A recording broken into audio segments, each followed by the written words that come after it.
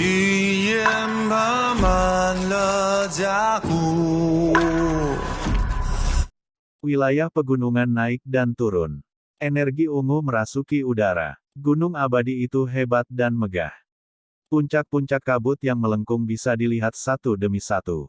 Orang bisa samar-samar melihat beberapa pohon kuno yang mengalir dengan cahaya warna-warni.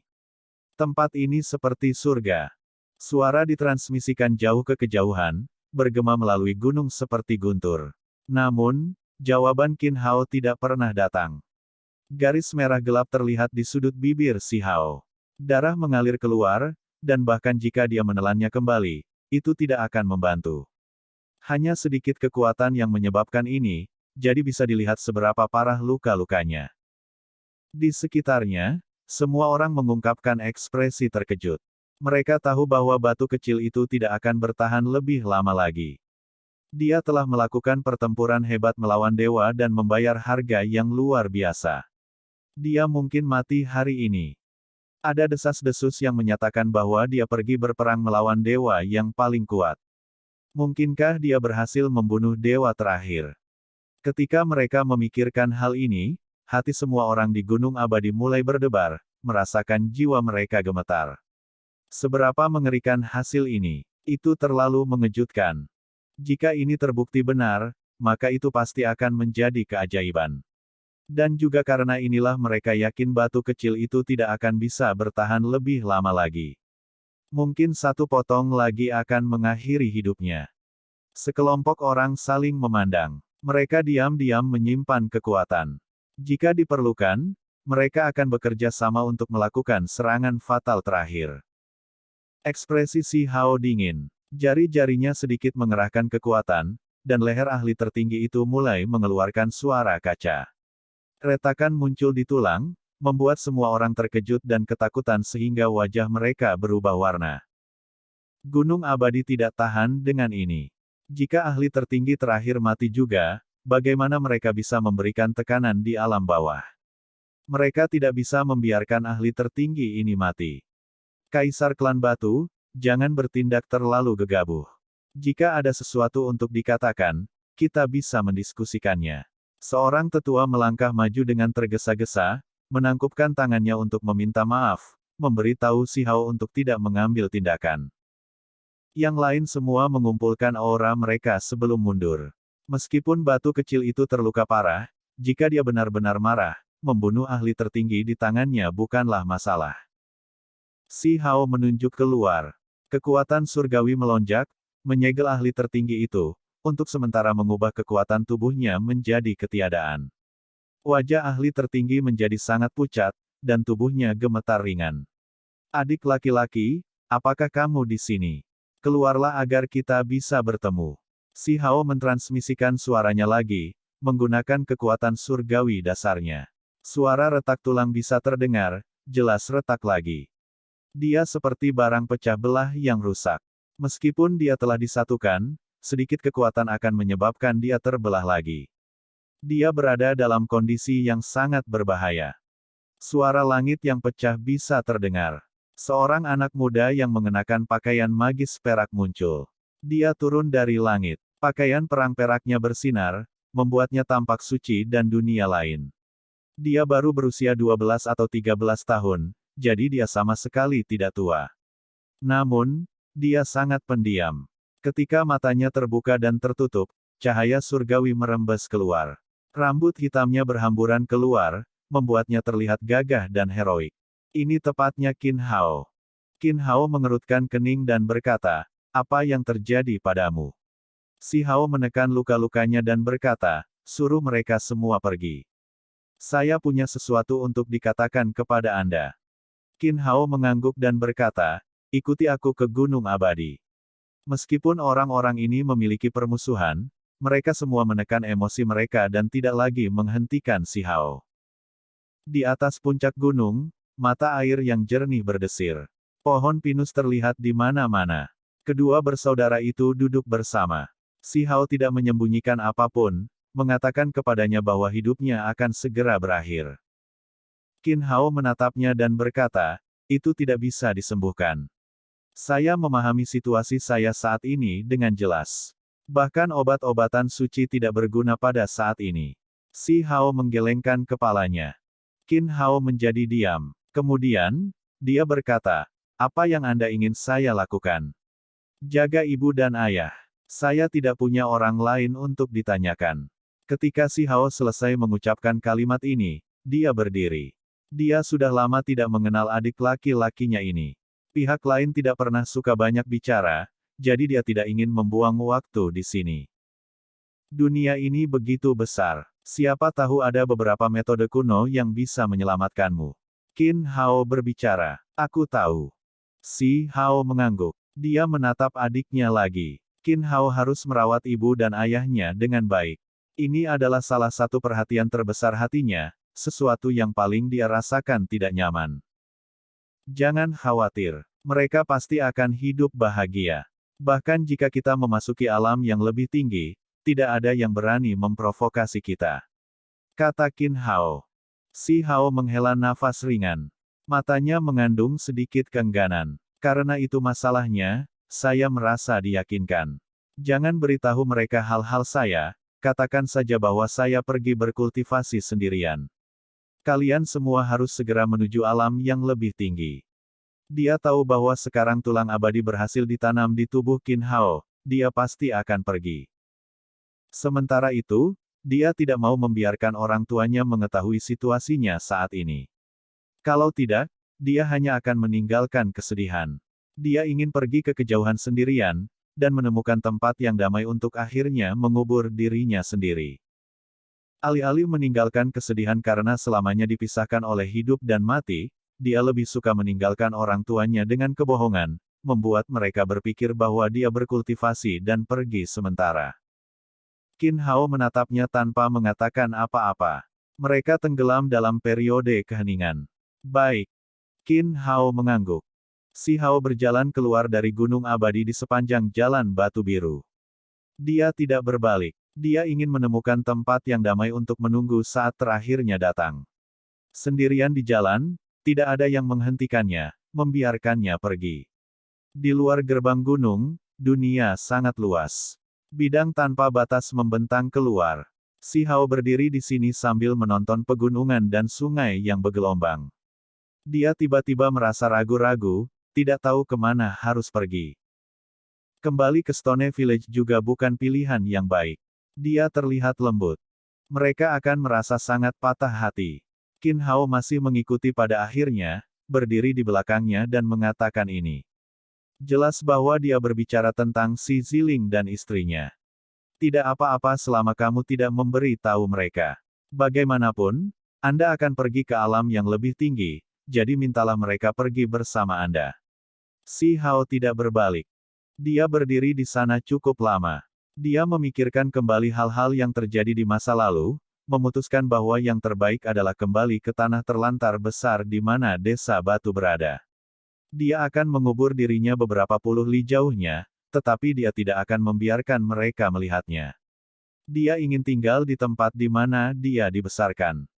Selamat tinggal. Saya pergi. Dia terbang ke udara dan menuju kota besar terdekat untuk mencari altar untuk membantunya melakukan perjalanan kembali. Blackrock City adalah kota berskala agak besar. Karena dibuat dari batu hitam pekat, ia menerima nama ini. Altar dihancurkan. Si Hao mengerutkan kening. Namun, dia tidak punya pilihan.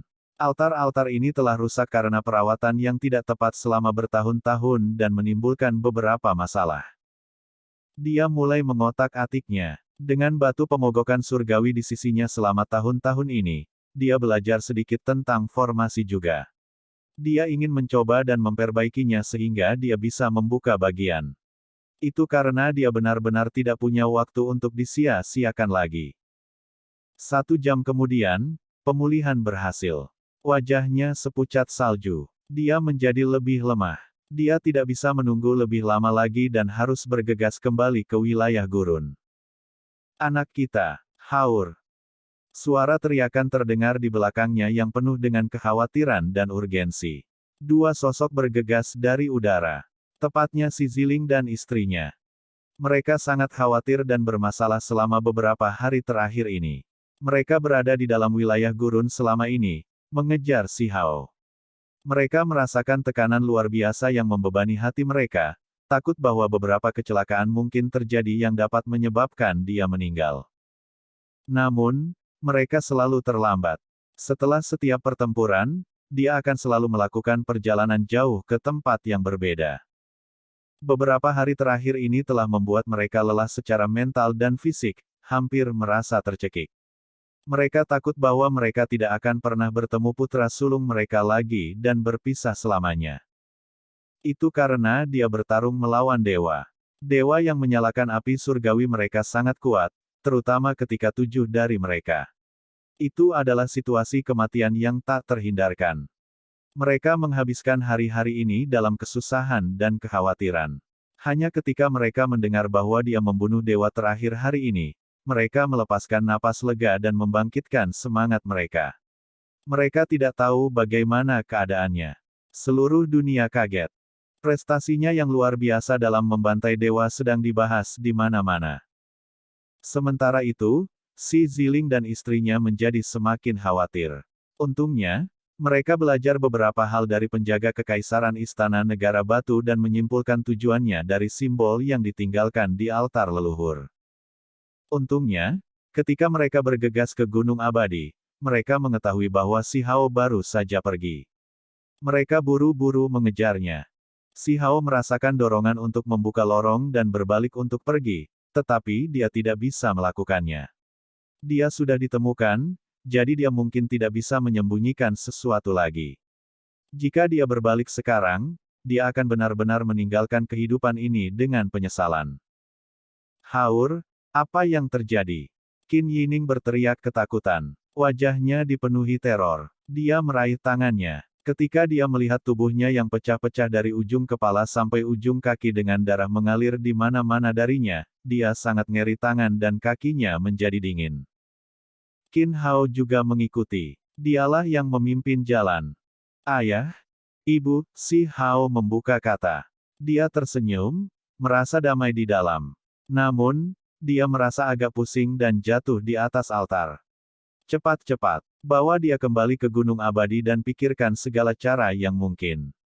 Gunakan semua obat spiritual dan pil suci. Kita harus menyelamatkan Hao Er. Si Ziling meraung sambil memeluk si Hao. Kami sudah kehilangan Haur sekali. Kali ini kita tidak bisa kehilangan dia lagi. Dia harus bertahan. Qin Yining berteriak saat air mata mengalir dari matanya. Mereka memeluk si Hao dan dengan cepat menuju ke Gunung Abadi. Hari itu, seluruh dunia terguncang. Berita akhirnya menyebar ke daerah lain. Si Hao berdiri melawan para dewa, berhasil membunuh anggota terakhir dari 7 dewa, menyelesaikan prestasi yang menantang surga. Memiliki pencapaian seperti ini di usianya, tanpa diragukan lagi, adalah sesuatu yang melampaui masa lalu dan mempesona saat ini. Bahkan jika seseorang tidak menyebutnya sebagai sosok terhebat, dia tidak akan jauh dari itu. Seluruh dunia gempar. Semua orang merasa ini sulit dipercaya. Dia benar-benar berhasil membantai para dewa, memusnahkan ketujuh dewa itu.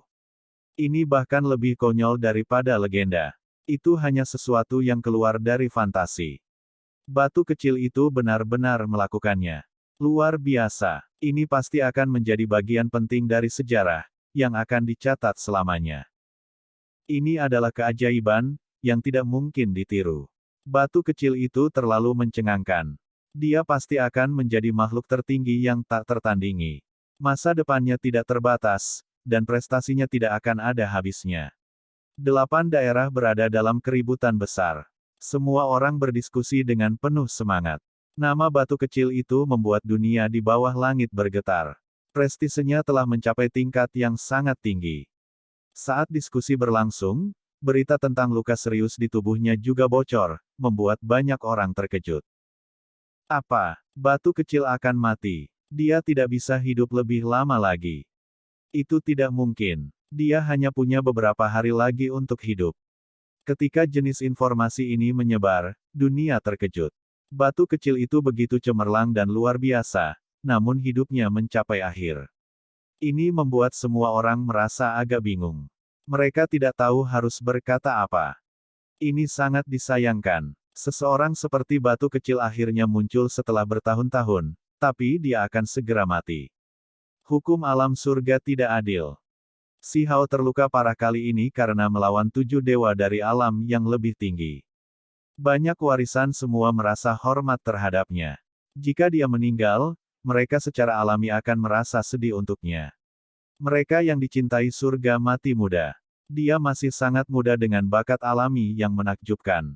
Bagaimana dia bisa jatuh begitu dini seperti ini? Apakah ini benar? Banyak orang tidak mau percaya ini.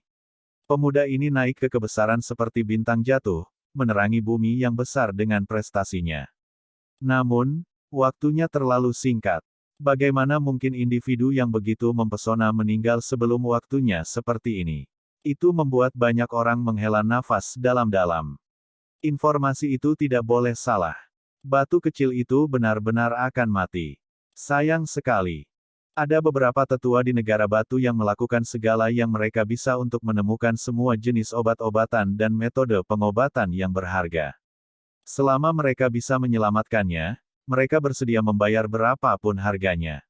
Seluruh dunia berada dalam keributan. Batu kecil bertarung dari satu tempat ke tempat berikutnya, membunuh 6 dewa besar dan melenyapkan bencana alam bawah. Namun, dia sendiri hampir mati. Semua orang menjadi sadar akan hal ini, dan mereka semua mendiskusikan masalah ini. 1 hari 2 malam kemudian, si Hao terbangun dari komanya. Dia dengan cepat mengerti bahwa setetes cairan emas dari pohon Dewa Matahari yang dia berikan sebelumnya telah digunakan padanya, untuk sementara menyelamatkan hidupnya. Namun, dia masih akan segera mati. Haur. Qin Yining menangis keras. Dia memegang kepalanya dalam pelukan, air mata terus jatuh dari wajahnya. Sekarang setelah semuanya mencapai keadaan ini, metode apa yang tersisa?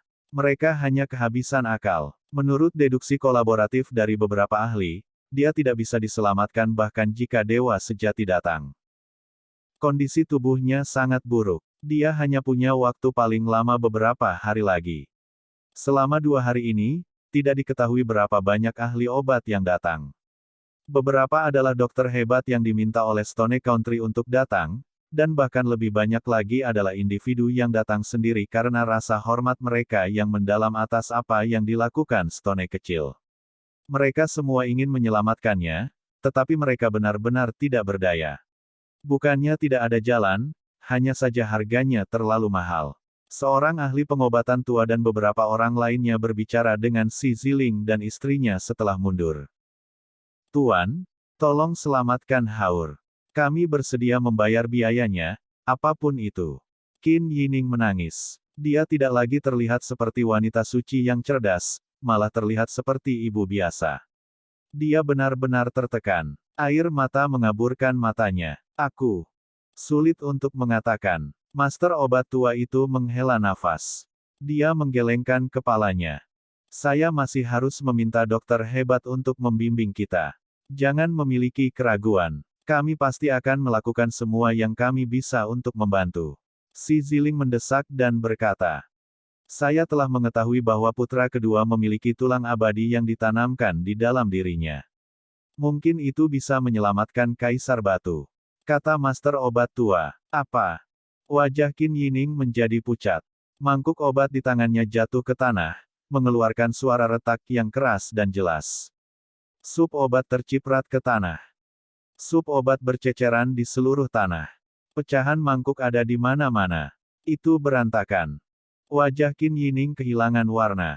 Metode penyelamatan jiwa ini membuat hatinya bergetar. Mereka harus menggunakan tulang putra kedua mereka untuk menyelamatkan putra sulung mereka. Bagaimana ini bisa terjadi? Si Ziling juga tercengang. Dia perlahan menenangkan hatinya dan kemudian bertanya, dokter yang hebat, apakah ada metode lain selain ini?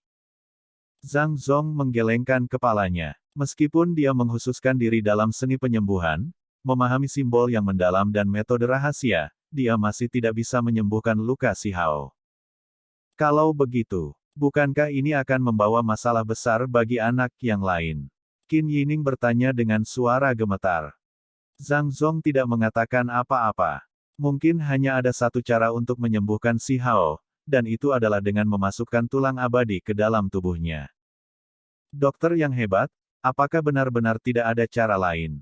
Si Ziling mengerutkan kening. Dia secara alami mengerti apa yang dimaksud pihak lain.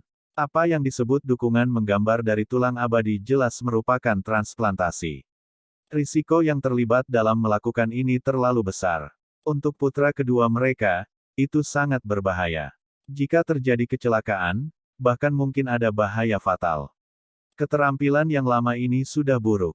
Itu hanya pemikiran acak. Zhang Zong berkata, hal-hal ini juga sulit untuk dia bicarakan, karena efeknya terlalu menakutkan. Itu mempengaruhi masa depan dua pemuda. Bagaimana ini bisa terjadi? Mengapa hidup begitu kejam? Hao Qin Yining menangis, merasa sangat emosional saat dia memeluk putra tertua di tempat tidur. Keadaan si Hao sangat mengerikan. Dari waktu ke waktu, dia akan berpikiran jernih, dan di lain waktu, dia akan pingsan. Ada banyak simbol noda perunggu di tubuhnya yang membuatnya sangat kesakitan dan melahap kekuatan hidupnya. Saat ini, spiritualnya akan terpisah dari dunia luar lagi, tenggelam dalam keadaan tidak sadar. Jika tulang sejati primordial di dalam tubuh Kaisar Batu tidak rusak, maka dia mungkin akan sembuh dengan sendirinya. Sayangnya, itu sudah sangat rusak. Zhang Zong berkata. Masalah terbesar dengan tubuh si Hao adalah bahwa ada jenis simbol tambahan di tubuhnya yang sangat kuat. Itu sudah bergabung dengan daging dan tulangnya. Tidak ada cara untuk menyingkirkannya. Zhang dan dokter lainnya bukan satu-satunya yang mengetahui hal ini. Si Ziling dan istrinya juga memahami hal ini. Tidak ada seorang pun di alam bawah yang bisa menyingkirkan simbol-simbol hukum alam itu. Kutukan ini berasal dari jenis teks tulang tabu. Tulang di tubuh Kaisar Batu itu hancur menjadi ratusan hingga ribuan keping. Bahkan jika itu disatukan, itu masih rusak. Ada kurang dari 2/3 dari tulang asli yang tersisa. Kekuatannya menurun tajam dan sudah tidak cukup. Zhang Zong menggelengkan kepalanya. Ini adalah kenyataan. Tulang di tubuh si Hao telah hancur.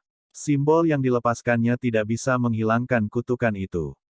Di alam bawah ini, bahkan tidak ada dewa, jadi kekuatan macam apa yang bisa menentang kutukan salah satu tokoh besar Istana Abadi. Selain itu, simbol-simbol itu menutupi setiap inci daging dan tulang si Hao. Siapa yang berani mencoba dan memperbaikinya? Setelah meledak, tubuh si Hao mungkin akan hancur bersamanya. Mungkin tulang abadi itu adalah satu-satunya cara. Jika itu ditanamkan ke dalam tubuh si Hao, memungkinkannya untuk bergabung dengannya, bahkan jika itu menunjukkan kekuatannya, itu tidak akan membahayakan tubuhnya. Itu bisa menghancurkan jejak kutukan. Terlalu kejam, pikiran Qin Yining gemetar. Mencungkil tulang putra keduanya untuk menyelamatkan si Hao, ini adalah risiko besar bagi kedua anaknya. Pada saat itu, dia merasakan penderitaan yang tak tertandingi. Mengapa bencana harus menimpa mereka seperti ini? Si Ziling menarik napas dalam-dalam, berusaha menenangkan dirinya sebanyak mungkin. Dokter yang hebat, tolong beritahu saya seberapa tinggi peluang keberhasilannya. Persisnya seberapa besar risikonya. Jika tulang abadi ditanamkan ke dalam tubuh Kaisar Batu, ada kemungkinan 60 hingga 70 untuk berhasil. Itu bisa memungkinkan dia untuk bangkit kembali, dan di masa depan, bakatnya tidak akan ada bandingannya, prestasinya luar biasa. Zhang Zong memberikan jawaban yang serius. Hanya 60-70% peluang sukses. Si Ziling mengerutkan kening. Hatinya naik turun, sulit untuk tenang. Peluang 60 hingga 70% sudah cukup tinggi, kata Zhang Zong. Tidak baik baginya untuk terlalu mempengaruhi keputusan mereka, jadi dia hanya bisa mengatakan ini. Qin Yining menutup matanya, menenangkan dirinya. Kemudian, dia dengan hati-hati berpikir dalam hati sebelum berkata, dokter yang hebat, saya ingin tahu seberapa besar bahayanya terhadap anak kedua. Ketika dia mendengar pertanyaan ini, Zhang Zong hanya bisa menghela nafas. Jika tulang ini adalah anak kedua Anda sejak awal, maka saya pasti akan mengeluarkannya tanpa menyakitinya, dan kemudian meminjamnya untuk kekuatannya. Magang seniornya memiliki beberapa hubungan dengan Gunung Abadi. Ketika Qin Hao memiliki tulang yang ditanamkan, magang senior itu telah diundang untuk melakukan perlindungan. Dia sudah belajar dari magang seniornya bahwa tulang ini berasal dari alam yang lebih tinggi dan itu tidak ditanamkan ke dalam tubuh Qin Hao untuk waktu yang lama. Melakukan operasi lagi seperti ini agak berbahaya. Zhang Zong berpikir dengan hati-hati. Akhirnya, dia mengangkat kepalanya, menjelaskan bahwa jika mereka mencoba menyelamatkan Si Hao dalam situasi seperti ini, mungkin benar-benar ada bahaya bagi kehidupan Qin Hao. 30% kematian, 70% sehat. Ini adalah kesimpulan yang dia dapatkan setelah memikirkan semuanya dengan hati-hati. Tingkat keberhasilannya sudah dianggap cukup tinggi. Hal utama adalah bahwa Qin Hao sudah dewasa. Energi vitalnya cukup, dan bersama dengan bakat alaminya yang menakjubkan, itulah mengapa ada sejumlah kepastian. Namun, itu tetap berbahaya. Ini membuat Si Ziling dan istrinya mengerutkan kening. Mereka tidak bisa tenang. Ayah, Ibu, aku tidak butuh penyelamatan seperti ini. Si Hao menjadi jernih kembali. Ketika dia mendengar diskusi mereka, dia sangat terguncang. Dengan sifatnya, bagaimana dia bisa membuat orang lain pergi sejauh ini untuk menyelamatkannya? Ini tidak adil untuk Qin Hao. Dia tidak menginginkan ini. Bahkan jika mereka mencoba membujuknya sebaliknya, dia tetap tidak akan setuju. Dia lebih baik mati. Qin Yin menangis. Dia memeluk lengannya sambil tanpa suara meneteskan air mata. Putra sulung yang telah berpisah dengannya selama bertahun-tahun, kembali. Mereka bahkan belum bersatu kembali selama itu, namun hal mengerikan semacam ini terjadi. Apa sebenarnya yang harus mereka lakukan? Bagaimana mereka bisa menyelamatkan putra sulung mereka? Dia sejenak bingung apa yang harus dilakukan, karena kedua putranya sama pentingnya. Segera setelah itu, Si Hao pingsan lagi. Tubuhnya terlalu lemah. Dia telah memakan semua jenis obat-obatan yang berharga dan berendam dalam semua jenis cairan spiritual, tetapi semua itu hanya bisa menghentikannya untuk sementara dari kematian. Si Ziling dan Qin Yining saling memandang, bingung harus berbuat apa. Mereka kemudian mengundang dokter lain untuk berdiskusi dengan mereka. Kedua individu sama-sama merasa sangat khawatir. Mereka ingin memastikan apa sebenarnya peluang sukses dan apakah mereka dapat meningkatkannya lebih tinggi lagi. Pada akhirnya, kesimpulan yang didapat para dokter praktis sama. Apa yang seharusnya mereka lakukan? Mereka tidak ingin melihat Si Hao mati. Mereka sudah kehilangan dia sekali sebelumnya. Mereka mencengkeramnya erat-erat, tidak ingin membiarkan hidupnya berakhir. Namun, ini sama dengan berjudi dengan kehidupan putra kedua mereka, yang sama sekali tidak adil bagi Qin Hao. Tidak hanya dia harus kehilangan kekuatan tulang abadi, dia harus mengambil risiko kemungkinan mati sendiri. Sekelompok dokter mengundurkan diri. Mereka tidak dapat memberikan pendapat yang bias tentang masalah ini, karena mereka tidak dapat memikul tanggung jawab seperti itu. Adapun apa keputusan akhir, terserah keluarga Si Hao untuk memutuskan di antara mereka sendiri. Qin Hao diam-diam muncul. Dia mendorong pintu ke kamar dan berkata, "Ayah, Ibu, saya mengerti. Jika Anda semua merasa bahwa saya dapat menyelamatkan kakak laki-laki saya, maka saya sudah membuat persiapan saya." Ketika Qin Yining mendengar ini, dia segera menariknya. Dengan air mata mengalir dari matanya, dia berkata, "Ibu tidak akan membiarkan sesuatu yang berbahaya terjadi padamu. Aku tidak akan membiarkanmu menjadi korban." Si Ziling juga menghela nafas. Selama tahun-tahun ini, putra kedua mereka selalu merasa konflik batin, merasa bahwa satu-satunya tujuan dilahirkan adalah untuk menyelamatkan kakak laki-lakinya yang belum pernah dia temui sebelumnya. Sekarang, hal semacam ini terjadi, jadi itu bukan hanya kata-kata kosong lagi. Itu sebabnya dia juga menjadi diam, tidak dapat membuat keputusan. Mereka berdua sama pentingnya baginya. Bagaimana dia bisa mengorbankan putra keduanya? Mereka berdua adalah anak-anaknya. Saat ini, Si Ziling hanyalah seorang ayah biasa. Dia tidak ingin sesuatu yang tidak terduga terjadi pada anak-anaknya atau membahayakan mereka. "Ayah, Ibu, aku akan mendengarkan semua yang kalian putuskan. Saya tidak akan menolak apapun yang perlu dilakukan." Kita bisa menyelamatkan kakak laki-laki kapan saja. Setelah berbicara, Qin Hao berbalik dan pergi. Mereka melihat putra sulung mereka yang tidak sadarkan diri, dan kemudian mereka melihat putra kedua yang berjalan keluar. Suami dan istri merasa sangat bertentangan. Apa sebenarnya yang harus mereka lakukan? Ini adalah jenis siksaan. Jika kita menggunakan tulang abadi itu, ada kemungkinan 60 hingga 70% untuk bisa menyelamatkan Hao-er. Selain itu, putra bungsu juga akan memiliki kesempatan 70% untuk tidak terpengaruh, dapat hidup tanpa bahaya apapun. Setelah terdiam lama, si Ziling berbicara seperti ini. Tapi ada 30% kemungkinan bahaya. Kita mungkin kehilangan putra kedua kita, kata Qin Yining pelan. Mengapa mereka harus membuat keputusan yang begitu sulit? Pikiran mereka kemana-mana. Mereka tidak ingin kehilangan salah satu dari mereka. Putra sulung mereka akan mati. Jika mereka tidak segera mengambil keputusan, dia hanya akan menjadi semakin lemah. Namun, menggunakan tulang abadi putra kedua mereka sebagai ganti nyawa putra sulung mereka terlalu berbahaya. Selain itu, bagaimana perasaan Qin Hao sendiri? Surga, mengapa kamu begitu kejam?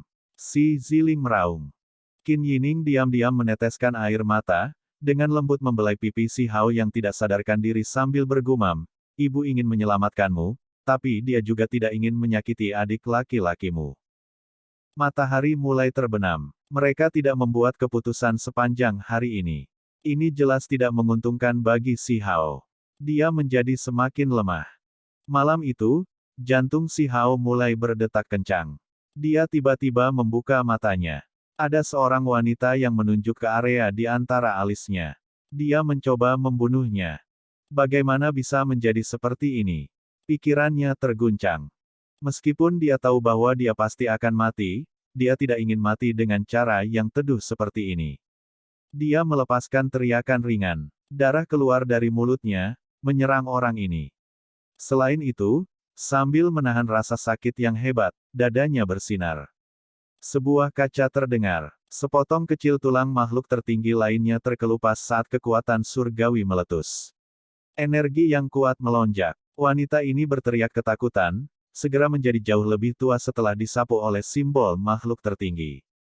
Dia berubah menjadi wanita tua dan tidak bisa bergerak sedikit pun.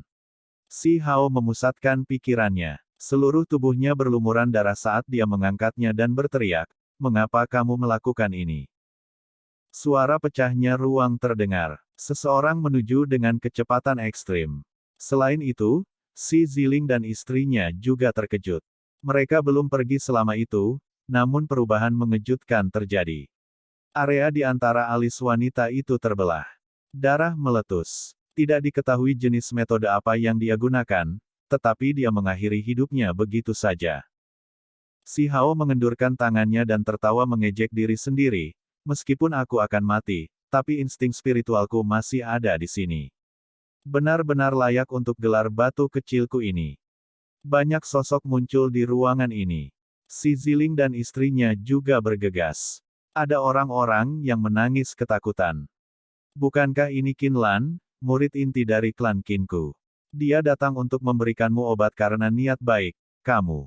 Bagaimana kamu bisa membunuhnya? Seorang penatua berteriak.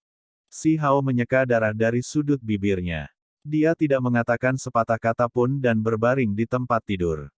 Anak, apa yang terjadi? Qin Yining bergegas untuk menghentikan penatua itu. Apa yang terjadi? Dia membunuh Qin Lan. Bagaimana dia bisa melakukan ini? Bahkan jika dia tidak puas dengan klan Qinku, dia tidak perlu bertindak begitu kejam, kan? Seorang wanita tua dengan tongkat kayu hijau berkata dengan penuh kebencian. Menyinggung klan Qin saya lagi dan lagi, apakah Anda pikir tidak ada dari kami yang berani menyentuh Anda? Orang lain berteriak. Ayah, ibu, kirim aku kembali ke negeri batu dan biarkan aku mati dengan tenang dan bermartabat, bukan dengan cara yang teduh. Si Hao berkata dengan tenang. Ketika si Ziling dan istrinya mendengar apa yang dia katakan, mereka segera menjadi marah. Nak, kamu telah dianiaya. Apakah kamu menyalahkan kami? Qin Yining berdiri. Matanya merah, Dan kemudian dia memelototi klan Qin dengan marah. Kalian semua lebih baik tersesat. Si Ziling meletus dengan kemarahan yang lebih besar, mengirim wanita itu terbang dengan tendangan. Tubuhnya meledak melalui jendela dan meledak di halaman. Si Ziling dan istrinya mengerti bahwa orang-orang ini pasti mendengar berita, takut tulang abadi akan benar-benar dipindahkan ke tubuh si Hao. Mereka ingin membunuhnya sebelum itu terjadi. Film pun berakhir.